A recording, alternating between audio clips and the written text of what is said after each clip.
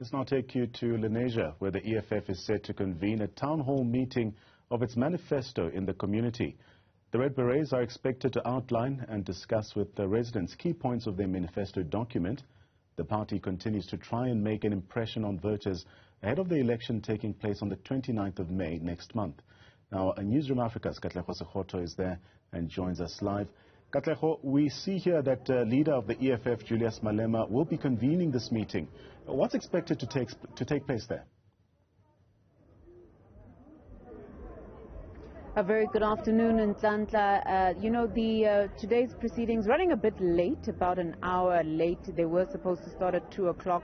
But we have heard that the leader of the EFF, Mr. Julius Malema, is en route and is kicking off in any minute now. But yes, it is about the EFF outlining key points in their manifesto with the community of Lenasia and finding out what grievances they have as it relates to their daily lives. We heard earlier on from the provincial chair there just explaining that their biggest issues is dealing with load shedding in this area as well as the supply of water. But I want to speak to some residents about why they've decided to come here this afternoon. Gentlemen, thank you for your time. I mean, why did you decide to come and hear what Mr. Malema has to say?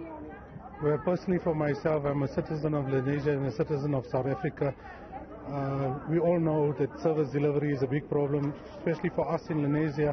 Crime is out of control. Every day there's cars being stolen. And we want to hear, we need an alternative, definitely alternative to the governing party. Reason being is we want to know what is there. I've basically gone through the EFF manifesto. I like it, but at the end of the day we want to see what Malema himself has to say and how he can lead the country forward. Thank you so much. And do you feel the same way, sir? Yes, ma'am. My name is Horilala Judah. I got a property out here in Lenasia with the master of the High Court. There's so much corruption there, starting from the master, Mr. El Pule, deputy master, assistant master. They're all corrupted. They appointed their own executive to do our estate, and that's not fair. There's a word called consent. The government, our constitutional, always say consent. We never get the consent to appoint our own executive.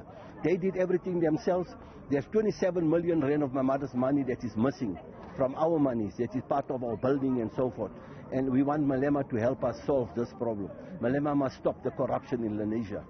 Absolutely. And I mean, one of the main points outlined in the manifesto, sir, is that expropriation of land without compensation. If you look at some of the pillars, access to free education and health and sanitation, do those pillars resonate with you? Yes, definitely they do resonate with me, because if you look at without free education, I'll just go back in apartheid era. I used to pay 150 for school fees. I mean, if you look at the school fees now, it's like 1,500–1,600 rand. Classrooms are overcrowded. I mean, there's no proper services in the hospital and itself.